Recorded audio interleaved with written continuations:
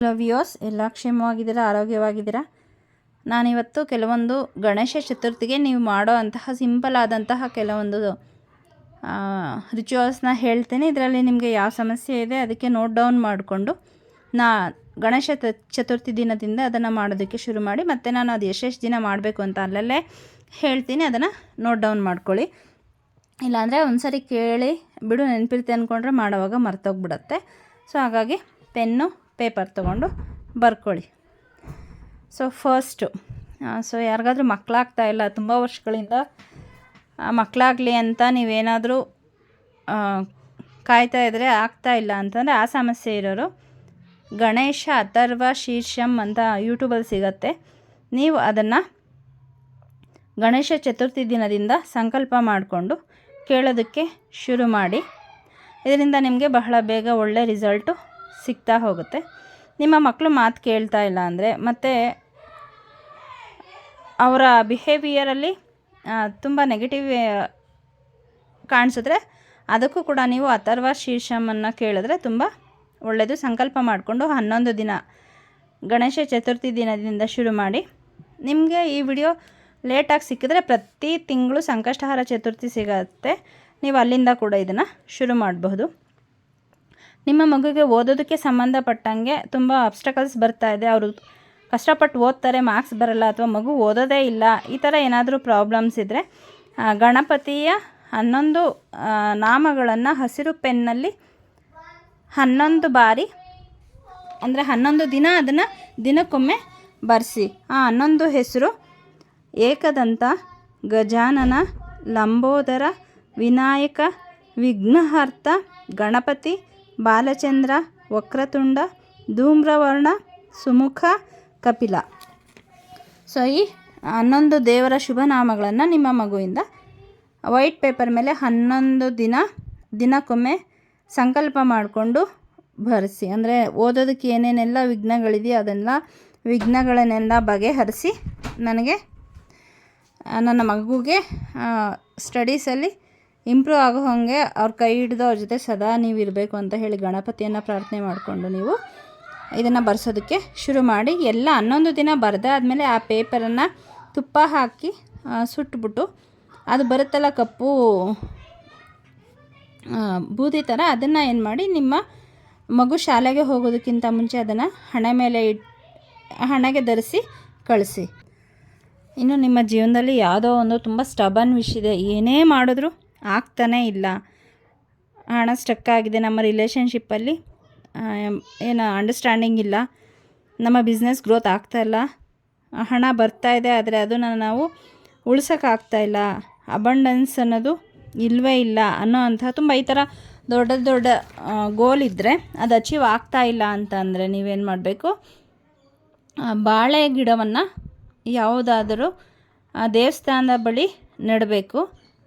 ಅದನ್ನು ಗಣೇಶ ಚತುರ್ಥಿ ದಿನ ನೆಡಬೇಕು. ಇದರಿಂದ ಏನಾಗುತ್ತೆ, ಲಕ್ಷ್ಮೀನಾರಾಯಣ ಸ್ವಾಮಿ ಕೃಪೆ ನಿಮಗಾಗುತ್ತೆ. ಅದರಲ್ಲೂ ಲಕ್ಷ್ಮೀನಾರಾಯಣ ಸ್ವಾಮಿ ದೇವಸ್ಥಾನ ಇದ್ದರೆ, ವಿಷ್ಣು ದೇವಸ್ಥಾನ ಯಾವುದಾದ್ರೂ ಇದ್ದರೆ ಅಲ್ಲಿ ನೆಟ್ಟರೆ ತುಂಬ ಒಳ್ಳೆಯದು. ನಿಮಗೆ ಅದು ಸಾಧ್ಯ ಇಲ್ಲ ಅಂತಂದರೆ ನಿಮ್ಮ ಮನೆ ಹತ್ರ ಅಥವಾ ನಿಮ್ಮ ಊರಲ್ಲಿರೋ ದೇವಸ್ಥಾನದ ಹತ್ರನೂ ನೆಡ್ಬೋದು, ನಿಮ್ಮ ತೋಟದಲ್ಲಿಯೇ ಕೂಡ ನೆಡಬಹುದು. ಗಣೇಶ ಚತುರ್ಥಿ ದಿನ ಸಾಧ್ಯ ಆಗಲಿಲ್ಲ ಅಂದರೆ, ಗಣೇಶ ಚತುರ್ಥಿ ನಾವು 10 ದಿನ ಆಚರಿಸ್ತೀವಿ ಅಲ್ವಾ, ಅದರಲ್ಲಿ ನೆಕ್ಸ್ಟ್ ಬರೋ ಅಂತಹ ಗುರುವಾರದ ದಿನ ನೀವು ನೆಟ್ಟರೆ ಅದು ತುಂಬ ಒಳ್ಳೆಯದು.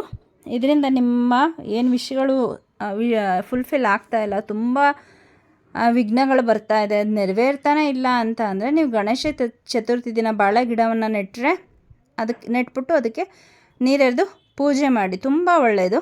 ಅದು ಬೃಹಸ್ಪತಿ ಗಿಡವನ್ನು ಪ್ರತಿನಿಧಿಸುತ್ತೆ. ಸೊ ನಿಮಗೆಲ್ಲ ಒಳ್ಳೆಯದಾಗ್ತಾ ಬರುತ್ತೆ. ನಿಮ್ಮ ಗಣೇಶ ಈ ವಿಡಿಯೋ ನೀವು ಲೇಟಾಗಿ ಕೇಳಿದರೆ, 10 ದಿನದ ಒಳಗಡೆ, ಗಣೇಶ ಚತುರ್ಥಿಯಿಂದ 10 ದಿನದ ಒಳಗಡೆ ಗುರುವಾರ ಯಾವತ್ತು ಸಿಗುತ್ತೆ ಆವತ್ತಿನ ದಿನ ನೀವು ಬಾಳೆ ಗಿಡವನ್ನು ನಡೀರಿ. ಇದೇನು ತುಂಬ ಕಷ್ಟದ ಕೆಲಸ ಏನಲ್ಲ, ಮತ್ತು ತುಂಬ ಸರಿನೂ ಮಾಡಬೇಕಾಗಿಲ್ಲ, ಒಂದು ಸರಿ ಮಾಡೋದು ಅಷ್ಟೇ. ಸೊ ಬಾಳೆಕಂದನ್ನು ತೊಗೊಂಡು ಹೋಗಿ ನೀವೇನು ವಿಶ್ ಫುಲ್ಫಿಲ್ ಆಗಬೇಕು ಅದನ್ನು ಹೇಳಿಕೊಂಡು ಗಣಪತಿಗೆ ಪ್ರಾರ್ಥನೆ ಮಾಡಿಕೊಂಡು ಬಾಳೆಕಂದನ ನೆಡಿ. ಆ ಗಿಡ ಚಿಗುರಿದಂಗೆ ಏನಾಗುತ್ತೆ, ನಿಮ್ಮ ಸಮಸ್ಯೆಗಳು ತೀರ್ತಾ ಹೋಗುತ್ತೆ. ಇನ್ನು ಕೆಲವರಿಗೆ ಆಂಗ್ಸೈಟಿ, ಡಿಪ್ರೆಷನ್ನು, ಸುಮ್ಮನೆ ಟೆನ್ಷನ್ ತೊಗೊಳ್ಳೋದು, ಸಿಟ್ಟು ಮಾಡ್ಕೊಳ್ಳೋದು, ಈ ಥರ ಏನಾದರೂ ಮಾನಸಿಕವಾಗಿ ನೀವು ಪ್ರಾಬ್ಲಮನ್ನು ಎದುರಿಸ್ತಾ ಇದ್ದರೆ ಗಣಪತಿ ಬೀಜ ಮಂತ್ರವನ್ನು ಹೇಳ್ಕೊಳ್ಳಿ. ಓಂ ಗಂ ಗಣಪತಯೇ ನಮಃ ಪ್ರತಿದಿನ 108 ಬಾರಿ ಹೇಳ್ಕೊಳ್ಳಿ.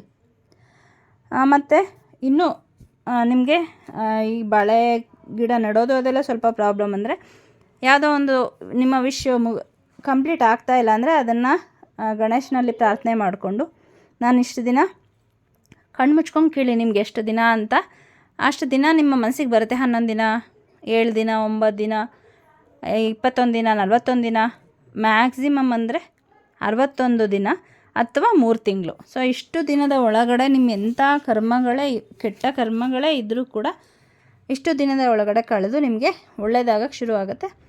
ಆ ಕೆಲಸ ಆಗೋದಕ್ಕೆ ಅಲೈನ್ ಆಗಿದ್ದರೆ ಆ ಎನರ್ಜಿ ಜೊತೆಗೆ ನೀವು 5 ದಿನಕ್ಕೂ ಆಗ್ಬೋದು, 7 ದಿನಕ್ಕೆ ಆಗ್ಬೋದು, ಅಥವಾ 9 ದಿನಕ್ಕೆ ಆಗಬಹುದು.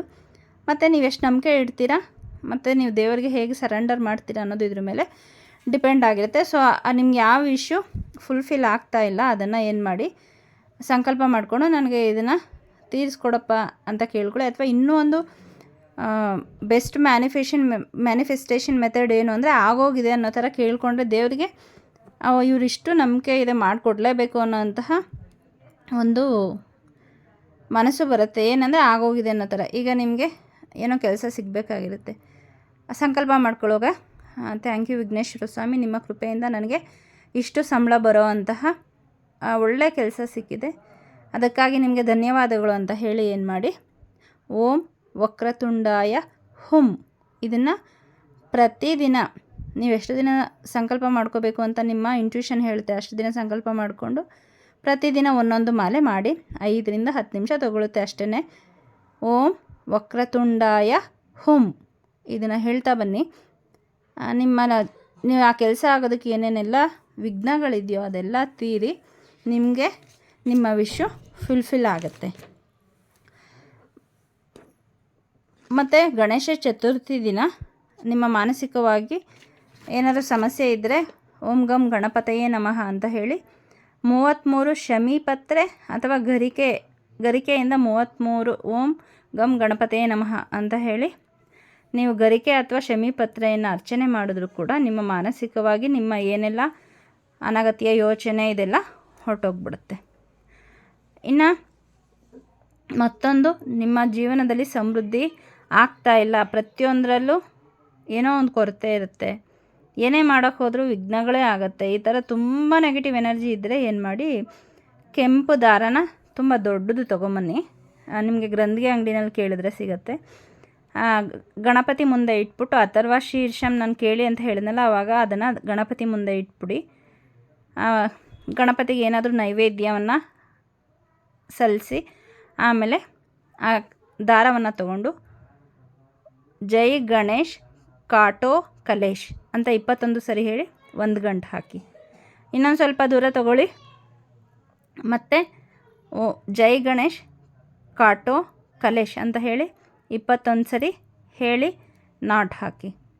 ಈ ಥರ 11 ನಾಟನ್ನು ಹಾಕಿ ಅದನ್ನು ನೀವು ಆ ದಾರವನ್ನು ಸುತ್ತಿ ಗಣಪತಿ ಮುಂದೆ ಇಡಬೇಕು. ಯಾವಾಗ ನಿಮಗೆ ಅದರ ಅವಶ್ಯಕತೆ ಬರುತ್ತೆ ಆವಾಗ ಅದನ್ನು ನೀವು ಧರಿಸ್ಕೋಬಹುದು. ಅದು ಎನರ್ಜೈಸ್ಡ್ ಆಗಿರುತ್ತೆ. ಗಣೇಶ ಚತುರ್ಥಿ ದಿನ ನೀವು ಇದನ್ನು ಮಾಡಿದ್ರೆ ಆ ದಾರ ಎನರ್ಜೈಸ್ಡ್ ಆಗಿರುತ್ತೆ. ನಿಮಗೆ ಅದರ ಅವಶ್ಯಕತೆ ಇದೆ ಅಂತ ಅಂದಾಗ ನೀವು ಅದನ್ನು ಏನು ಮಾಡ್ಬೋದು, ಧರಿಸ್ಬಹುದು. ಇನ್ನು ಮದುವೆ ಆಗ್ತಾನೆ ಇಲ್ಲ, ಲೇಟ್ ಆಗ್ತಾ ಇದೆ, ಹೆಣ್ಣು ಸಿಗ್ತಾ ಇಲ್ಲ, ಗಂಡು ಸಿಗ್ತಾ ಇಲ್ಲ, ಈ ಥರ ಏನಾದರೂ ಇದ್ದರೆ ಗಣಪತಿ ಪ್ರಾರ್ಥನೆ ಮಾಡಿ ಹಸಿರು ಹುಲ್ಲನ್ನು ಹಸುವಿಗೆ ತಿನ್ನಿಸ್ತಾ ಬಂದರೂ ಕೂಡ ನಿಮ್ಮ ಮದುವೆಗೆ ಏನೇನೆಲ್ಲ ವಿಘ್ನ ಇದೆ ಅದನ್ನೆಲ್ಲ ಗಣಪತಿ ಬಗೆಹರಿಸ್ತಾರೆ. ಮತ್ತು 10 ದಿನ, ಈ 10 ದಿನ ಏನು ನಾವು ಗಣಪತಿಯನ್ನು ಪ್ರತಿಷ್ಠಾಪನೆ ಮಾಡಿ ಪೂಜೆ ಮಾಡ್ತೀವಿ ಅಲ್ವಾ, ಆಗ ಹಸಿರು ಬಣ್ಣದ ಸ್ವೀಟು ಅಥವಾ ಏಲಕ್ಕಿ ಈ ಥರ ಹಸಿರು ಬಣ್ಣದ್ದನ್ನು ಗಣಪತಿಗೆ ನೀವು ನೈವೇದ್ಯವಾಗಿ ಇಟ್ಟರೆ, ಹಸಿರು ಮಿಠಾಯಿ ಅಥವಾ ಸ್ವೀಟು, ಬರ್ಫಿ ಈ ಥರ ಇಟ್ಟರು ಕೂಡ ಏನಾಗುತ್ತೆ, ನಿಮ್ಮ ಏನು ಮನೋಕಾಮನೆಗಳು ನೆರವೇರುತ್ತೆ.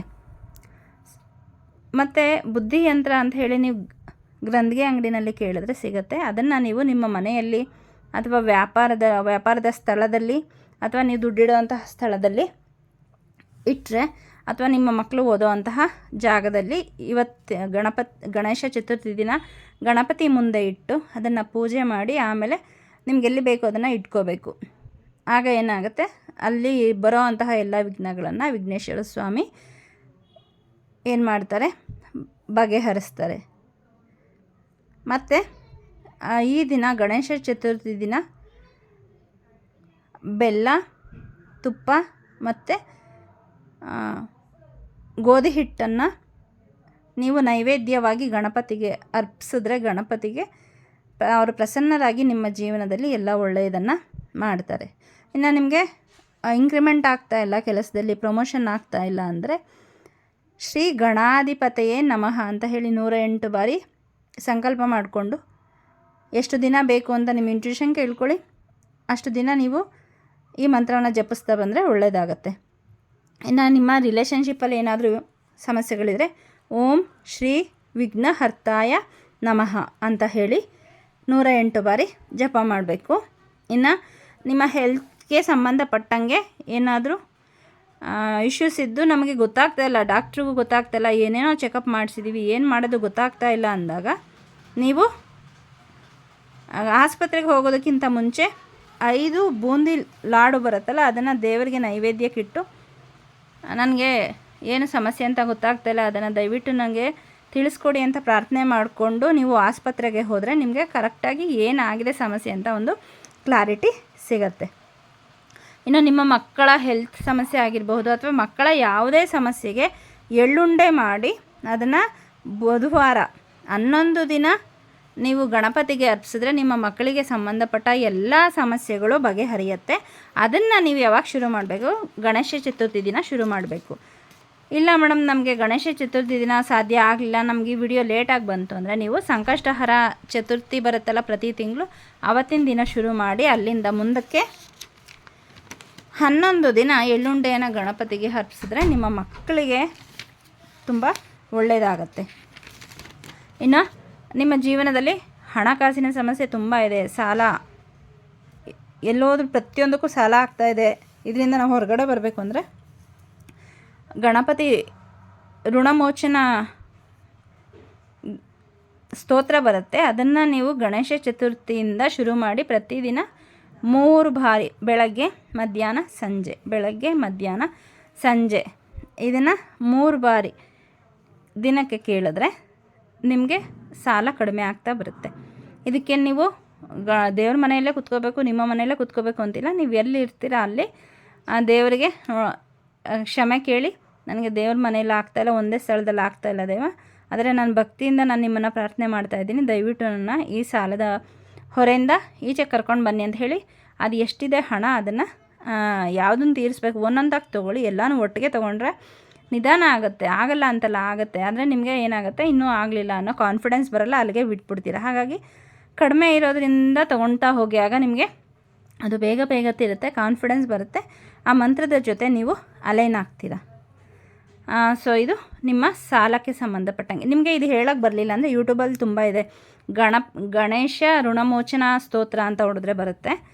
ಸೊ ಅದನ್ನು ಹೇಳ್ತಾ ಬನ್ನಿ. ಇನ್ನು ನಿಮ್ಮ ಪ್ರಾಪರ್ಟಿ ಯಾವುದೋ ಎಲ್ಲೋ ಸ್ಟಕ್ ಆಗಿದೆ ಅಥವಾ ವೃದ್ಧಿ ಆಗ್ತಾ ಇಲ್ಲ, ಮನೆ ತೊಗೋಬೇಕು ಅಂತೀವಿ ಆಗ್ತಿಲ್ಲ, ಸೊ ಈ ಥರ ಏನಾದರೂ ಅಬ್ಸ್ಟಕಲ್ಸ್ ಇದ್ದರೆ, ವ್ಯಾಜ್ಯಗಳು ನಡೀತಾ ಇದ್ದಾರೆ ಕೋರ್ಟಲ್ಲಿ, 11 ತೆಂಗಿನ ಎಳನೀರು ಇರುತ್ತಲ್ಲ ಆ ತೆಂಗಿನಕಾಯಿಯ ತೋರಣವನ್ನು ಮಾಡಿ ನೀವು ಗಣೇಶನಿಗೆ ಅರ್ಪಿಸಿದ್ರೆ, ಅದರಲ್ಲೂ ಗಣೇಶ ಚತುರ್ಥಿ ದಿನ ಅರ್ಪಿಸಿದ್ರೆ ತುಂಬ ಒಳ್ಳೆಯದು. ಇದು ತುಂಬ ದಿನ ಆದಮೇಲೆ ಅಥವಾ ಬೇರೆ ದಿನ ನೀವು ನೋಡಿದ್ದೀರ ಅಂದರೆ ಗಣೇಶ ಚತುರ್ಥಿ ದಿನ ಅಥವಾ ಬುಧವಾರದ ದಿನ ನೀವು ಇದನ್ನು ನೀವು ಇಷ್ಟು ದಿನ ಅಂತ ಸಂಕಲ್ಪ ಮಾಡಿಕೊಂಡು ತಿಂಗಳಿಗೊಮ್ಮೆ ಗಣಪತಿಗೆ ಅರ್ಪಿಸ್ತಾ ಬಂದರೂ ಕೂಡ ಒಳ್ಳೆಯದಾಗಿದೆ. ಸೊ ಇನ್ನು ರಿಚುವಲ್ಸು ಹೇಳ್ತಾ ಹೋದರೆ ತುಂಬ ಇದೆ, ಬಟ್ ಎಲ್ಲ ಹೇಳಿದ್ರೆ ನೀವು ಕನ್ಫ್ಯೂಸ್ ಆಗ್ತೀರಾ. ಸೊ ಹಾಗಾಗಿ ಈಗೇನು ಹೇಳಿದೆ ಅದನ್ನು ನಿಮ್ಗೆ ಯಾವ್ಯಾವ ಸಮಸ್ಯೆಗೆ ಏನೇನು ಬೇಕು ಅಂತ ಹೇಳಿ ಕೇಳಿಕೊಂಡು ಅದನ್ನು ಬರ್ಕೊಂಡು ಅದನ್ನು ಒಂದೊಂದನ್ನೇ ತೊಗೊಳ್ಳಿ. ಎಲ್ಲ ಒಟ್ಟಿಗೆ ತೊಗೊಂಡ್ರೆ ಏನಾಗುತ್ತೆ, ಸ್ಟ್ರೆಸ್ ಕ್ರಿಯೇಟ್ ಆಗುತ್ತೆ, ಯಾವುದೂ ಮಾಡಲ್ಲ, ಬಹಳ ಬೇಗ ಬಿಟ್ಬಿಡ್ತೀವಿ. ಆ ರೀತಿ ಆಗೋದು ಬೇಡ. ಯಾವುದಾದ್ರೂ ಒಂದು ತುಂಬ ಅನಿವಾರ್ಯ ಏನಂತ ಅನಿಸುತ್ತೆ ಅದಕ್ಕೆ ಒಂದು ತೊಗೊಳ್ಳಿ. ಮ್ಯಾಕ್ಸಿಮಮ್ 3 ವಿಷನ್ನ ತೊಗೊಂಡು 3 ಪೂಜೆ ಮಾಡಬಹುದು. ಸೊ ತುಂಬ ಸ್ಟ್ರೆಸ್ ತೊಗೊಳಕ್ಕೆ ಹೋಗ್ಬೇಡಿ. ನಿಮ್ಗೆ ಇದರಲ್ಲಿ ಹೇಳಿದ ತಕ್ಷಣ ನಾನು ಇದನ್ನು ಯಾವ್ದು ಮಾಡ್ಬೋದು ಅಂತ ಅನಿಸುತ್ತೆ, ಎಲ್ಲ ಈಸಿ ಇರೋದೆ. ಅದನ್ನು ಸೆಲೆಕ್ಷನ್ ಮಾಡ್ಕೊಂಡು ಮಾಡ್ತಾ ಬನ್ನಿ. ನಿಮಗೆಲ್ಲ ಒಳ್ಳೆಯದಾಗಲಿ. Thank you.